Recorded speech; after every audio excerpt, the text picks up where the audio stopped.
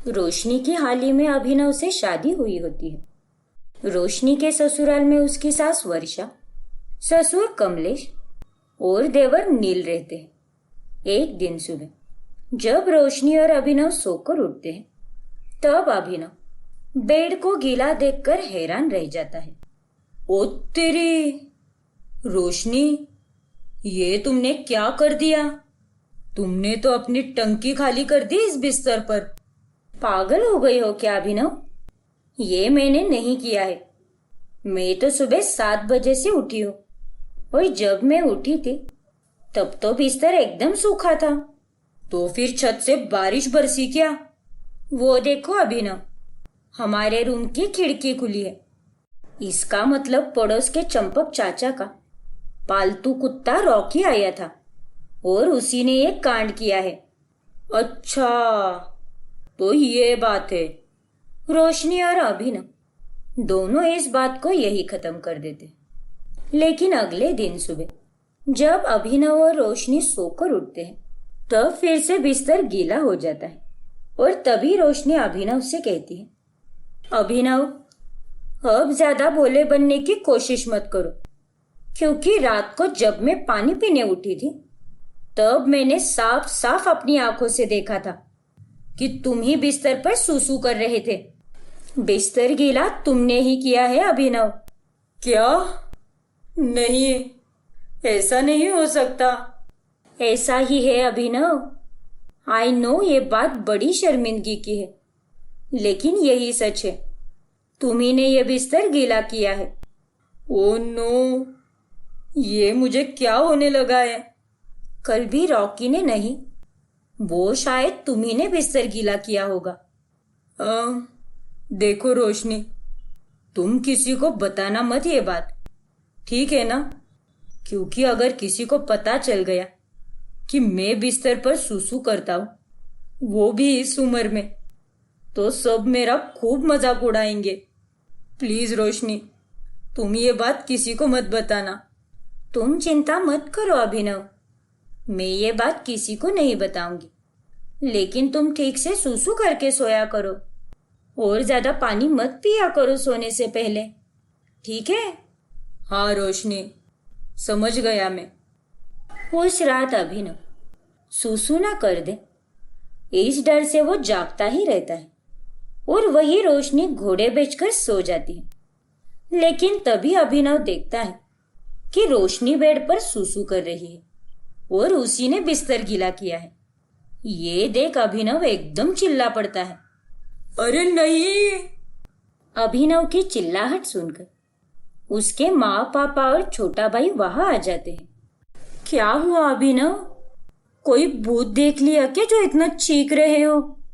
रोशनी, तुम्हारा बिस्तर गीला करने का राज मेरे सामने आ चुका है। 2 रातों से नींद में तुम ही बिस्तर गीला कर रही थी और सारा इल्जाम मेरे ऊपर डाल रही थी। वाह, अब तुम्हें सब लाइव पता चल ही गया है, तो झूठ बोलकर क्या फायदा। हाँ अभिनव, माँ जी, पापा जी, देवर जी, मैं बिस्तर गीला करती हूँ नींद में। मुझे नींद में सूसू करने की आदत है। क्यों ये मुझे नहीं पता, लेकिन ये मैं जानबूझकर नहीं करती। अरे बेवकूफ गधेड़ी, अकल क्या घास चरने गई थी क्या तेरी? तू बिस्तर में सूसू करके मेरे घर में और पनौती ला रही है। अरे बाथरूम क्या डिस्को डांस करने के लिए बनाए गए हैं क्या, जो तू महारानी बेड पर ही सारा सत्यानाश कर देती है? बहू, तुम्हें आज हम आखिरी चेतावनी दे रहे हैं। अगर कल से बिस्तर गीला किया तो हमसे बुरा कोई नहीं होगा। क्या अभी भैया, लाकर आपने एक बिस्तर गीला करने वाली भाभी लाई है मेरे लिए। वाह! सबकी बातें सुनकर रोशनी को बहुत शर्मिंदगी महसूस होती है। अभिनव तो गुस्से से पूरा लाल हो जाता है। अगली रात रोशनी बेचारी डर के मारे सोती ही नहीं। नहीं रोशनी, तुझे जागना ही होगा, क्योंकि अगर तू एक बार लुढ़क गई तो नींद में पक्का बिस्तर गीला करके ही रहेगी। इस चक्कर में 2 रातों तक रोशनी सोती ही नहीं। लेकिन तीसरी रात उसकी आंख लग जाती है और वो नींद में फिर से बिस्तर गीला कर देती है, जिसके बाद उसकी सास उसे खूब सुनाती है। नासपिटी कुलक्षिनी, तुझे क्या मेरा ही घर मिला था क्या पनौती लाने के लिए? सत्यानाश हो तेरा। जाकर बिस्तर अच्छे से धो ले, वरना मार खाएगी मेरे हाथ से। मेरे तो भाग ही फूटे हैं जो मुझे तुझ जैसी बिस्तर गीला करने वाली बहू मिली। वर्षा की बातों को खिड़की से गली की औरतें सुन लेती और जब रोशनी बिस्तर धोकर आंगन में सुखाने जाती है तभी हाय हाय, बिचारी वर्षा, मिल मिलकर भी उसे बिस्तर गीला करने वाली बहू मिली है। छी छी छी, ऐसी गंदी बहू को तो चुल्लू भर पानी में डूब के मर जाना चाहिए। वो दोनों औरतें पूरे मोहल्ले में ढिंडोरा पीट देती है और वर्षा की इज्जत की धज्जियां उड़ जाती है। देख नालायक लड़की, तेरी वजह से मेरी इज्जत पूरी मिट्टी में मिल चुकी है। तू चली जा इस घर से। नहीं चाहिए मुझे तुझ जैसी अपवित्र लड़की। लेकिन माँ जी। अरे तेरा लेकिन गया तेल लेने। बेबस रोशनी रात को अंधेरे में ही अपना सामान बांधकर घर छोड़कर चली जाती, जिसके बाद अगले दिन सभी उसे गायब देख घबरा जाते हैं। भाभी पूरे घर में कहीं भी नहीं है और ना ही गली में है। लगता है उसने मेरी बात दिल पे ले ली और सच में ये घर छोड़कर चली गई। ये आपने क्या कर दिया माँ? अब मैं कहाँ ढूंढूंगा उसे? हे भगवान, याद आया, वो शादी के पहले जब भी रुकती थी सनशाइन पार्क में ही जाकर बैठती थी। माँ, मैं सनशाइन पार्क में जाता हूँ, वो वही होगी, मुझे अच्छे से पता है। फिर अभिनव सनशाइन पार्क चला जाता है और उसके पीछे उसके घर वाले भी वही पहुंचते हैं। रोशनी वहां पर बैठकर रो रही होती है। रोशनी, क्यों आए हो तुम यहाँ पर? चले जाओ यहाँ से। घर चलो रोशनी, मैं तुम्हें लेने आया हूँ। अपने पूरे परिवार के साथ मुझे यहाँ पर लेने क्यों आए हो तुम? क्या तुम लोगों को जरा सा भी अंदाजा है कि मैं किस प्रॉब्लम से गुजर रही हूँ? रोशनी, वो बचपन में अनाथ होने के बाद चाचा जी और चाची जी के पास रहने चली गई, जिसके बाद मुझे मेंटल एंजाइटी और डिप्रेशन के कारण बिस्तर गीला करने की आदत लग गई। मुझे डॉक्टर के पास दिखाने की जगह चाची जी और चाचा जी मुझे घर के बाहर सुलाते थे ताकि उन्हें घर में बिस्तर बार बार धोना ना पड़े। क्या वो दोनों इतने कठोर थे कि उन्होंने मेरी इस प्रॉब्लम को कभी प्रॉब्लम समझा ही नहीं, ठीक वैसे ही जैसे आप लोगों ने मुझे कभी समझ के नहीं लिया। हमें माफ कर दे बहू, हमने तेरी इस दुविधा को जानने और समझने के बजाय तुझे ताने और दुखी दिए। हाँ बहू, हमें माफ कर दो। भाभी, आप चिंता मत कीजिए, भैया अब आपका अच्छे से अच्छे डॉक्टर के पास इलाज कराएंगे। हाँ रोशनी, अब सब कुछ ठीक हो जाएगा। प्लीज मुझे माफ कर दो और हमारे साथ घर चलो। रोशनी उन लोगों को माफ कर देती है और अभिनव उसे एक अच्छे डॉक्टर के पास दिखाता है और कुछ दिनों की ट्रीटमेंट के बाद रोशनी की बिस्तर गीला करने की आदत पूरी तरह चली जाती है और वो अपने ससुराल वालों के संग खुशी से रहने लगती है। नैना और सागर की हाल ही में शादी हुई होती है। नैना के ससुराल में उसकी सास हेमा और ससुर विनोद होते हैं। एक रात नैना सागर को एक गिलास में दूध देती है और उसे पीने के बाद सागर सो जाता है। अरे ये क्या, ये तो आज भी दूध पीकर सो गए। दिन भर काम करके थक गए होंगे। खैर जाने दो, अच्छा ही हुआ। चलो मैं भी बत्ती बुझाकर सो जाती हूँ, मुझे भी आज बड़ी नींद आ रही है। फिर नैना भी सो जाती है। एक दिन हेमा नैना के कमरे के बाहर से गुजर रही होती है। तभी उसे उसके कमरे से एक आदमी की आवाज आती है। हाँ बाबा, मैं समझ गया। आप अपना ख्याल रखिए। अच्छा बाय, मैं करता हूँ आपको कॉल। हैं? ये नैना के कमरे में से आदमी की आवाज? कहीं ये कोई गैर मर्द के साथ कोई गुलछर्रे तो नहीं उड़ा रही? हेमा फौरन दरवाजा खटखटाती है। अरे माँ जी, आप यहाँ दिन दहाड़े? क्यों? मैं कोई चोर या चुड़ैल हूँ जो सिर्फ रात के वक्त ही आ सकती हूँ? अक्ल की अंधी।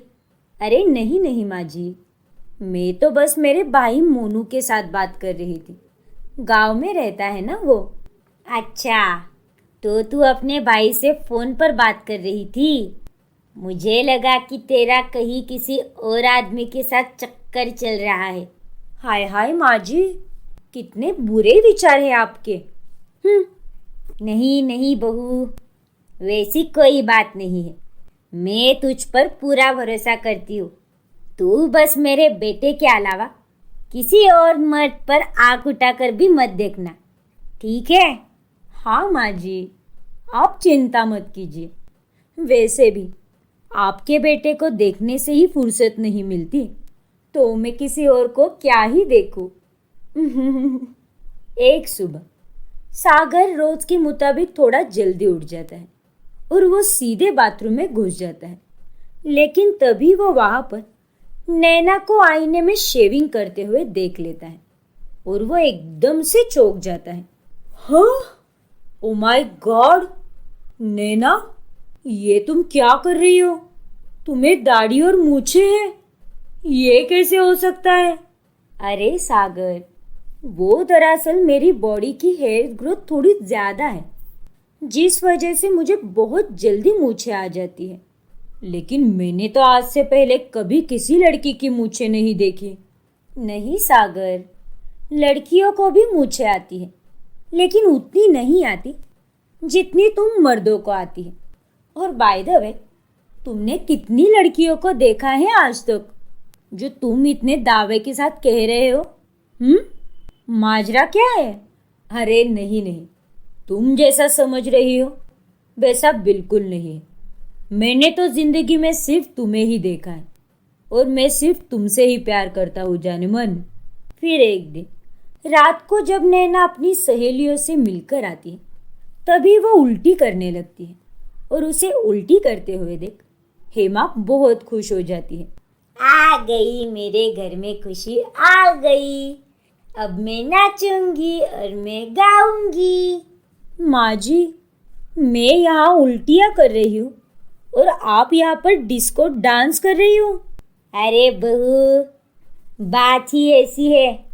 मैं दादी जो बनने वाली हूँ, इसीलिए तो तुझे उल्टियाँ हो रही है ना। अरे माय डियर माँ जी, जब हम दोनों कुछ करेंगे ही नहीं तो बच्चा क्या आसमान से टपकेगा? क्या मतलब? तेरे और सागर के बीच कुछ होता नहीं क्या? अरे नहीं नहीं माँ जी, वैसी कोई बात नहीं है। हम दोनों के बीच तो बहुत कुछ होता है और जल्दी हम आपको खुशखबरी भी देंगे। बस सब्र रखिए। वो कहते हैं ना, सब्र का फल मीठा होता है। ठीक है बहू, ज़्यादा लेट मत करना बस, वरना पता चला स्वर्ग लोक से हमें हमारे पोता पोती के दर्शन करने मिल रहे हैं। एक दिन नैना और सागर दोनों थिएटर में मूवी देखने जाते हैं। तभी सागर, मुझे अर्जेंट कॉल आया है, क्या मैं बाथरूम होकर आऊँ? नैना बेबी, अगर तुम्हें कॉल आया है तो तुम यहीं पर उठा लो ना, बाथरूम जाने की क्या ज़रूरत है? अरे बाबा, वो वाला कॉल नहीं, मुझे नेचर्स कॉल आया है। मैं अभी आई अपनी टंकी खाली करके। ओह अच्छा, ठीक है। फिर नैना बाथरूम की तरफ चली जाती है। वहाँ एक नया लेडीज और जेंट्स बाथरूम होता है और वही पुराना भी लेडीज और जेंट्स बाथरूम होता है। फिर नैना पुराने वाले जेंट्स बाथरूम में चली जाती है और वहां से बाहर निकलते वक्त नैना को सागर का एक दोस्त देख लेता है, जो उसे बाद में मिलने पर बता देता है, अरे सागर, मैं सच बोल रहा हूँ, तेरी बीवी जेंट्स बाथरूम से बाहर निकली थी, पता नहीं क्यों उसमें गई थी वो। व्हाट नॉनसेंस, ऐसा हो ही नहीं सकता। घर जाने के बाद सागर नैना से ये सवाल करता है। हाँ सागर, मैं गई थी उस पुराने वाले जेंट्स बाथरूम में, क्योंकि नए वाले लेडीज बाथरूम में बहुत भीड़ थी और पुराने वाले के पास कोई नहीं था और वहाँ पर लेडीज वाले में गंदगी थी। इसीलिए मैंने सोचा जेंट्स वाले में कोई नहीं है तो वही करके आते हैं। अच्छा तो ये बात है, मैं क्या क्या सोचने लगा था। सागर बेबी, जो घोड़े दौड़ाने हैं वो तो तुम दौड़ाते नहीं, बस अक्कल के ही घोड़े दौड़ाओ तुम। एक दिन अचानक से घर पर एक औरत आती है जिसका नाम सुषमा होता है। सुषमा को देखकर नायरा बहुत चौंक जाती है। नक्श, मेरा बेटा, तू कहाँ चला गया था? और ये क्या, तूने ये क्या होलिया बना रखा है बेटा? ये साड़ी, ये नकली बाल, निकाल इसे अभी के अभी। फिर सुषमा नैना के नकली बाल निकाल कर फेंक देती है और आखिरकार सबके सामने नैना का सच आ ही जाता है। ये क्या, तुम एक लड़की नहीं लड़के हो? हे माँ, माता जी, इतना बड़ा झूठ, इतना बड़ा धोखा। इसका मतलब हमने अपने घर में ही आस्तीन का सांप पाल रखा था। सुषमा को क्या हो रहा है कुछ भी समझ में नहीं आ रहा था। तभी सागर नक्श को एक जोरदार थप्पड़ लगाता है। बता बता, कौन है तू बेरुपये? मुझे माफ कर दीजिए आप सब लोग, मैंने आप सबसे बहुत बड़ा सच छुपाया है कि मैं एक लड़की नहीं लड़का हूँ। मैं गांव में अपनी माँ के साथ रहता हूँ। माँ को अचानक से दिल की बीमारी हो गई और डॉक्टर ने कहा कि जल्द से जल्द इनका ऑपरेशन करना होगा, वरना ये मुझे छोड़कर इस दुनिया से चली जाएगी। गांव में मैंने बहुत सारी जॉब ढूंढी लेकिन मुझे कहीं कोई जॉब नहीं मिली। क्या? और फिर मैं शहर आ गया। शहर में आकर लड़की बनकर थिएटर में नाटक करने लगा और एक दिन जब सागर नाटक देखने आया था तब उसे मुझसे प्यार हो गया। तब सागर से कोई भी लड़की शादी करने के लिए राजी नहीं थी और इसीलिए जो भी उससे शादी करती उसे पूरे 5 लाख रुपए मिलने वाले थे। इसीलिए मैंने ये सुनहरा मौका गवाया नहीं और बिना कुछ सोचे समझे मैंने इस शादी के लिए हाँ कर दी। लेकिन सागर बेटा, तुझे पता कैसे नहीं चला कि ये लड़की नहीं लड़का है? क्योंकि इसके दूध में मैं हर रोज नींद की दवा मिलाता था। क्या? प्लीज मुझे माफ कर दो। मैंने ये सब सिर्फ मेरी माँ के लिए किया है। माँ को मैंने कॉलोनी के बारे में बताया था लेकिन मैंने सोचा नहीं था कि वो सीधे मुझे मिलने के लिए यहाँ पर आ जाएगी।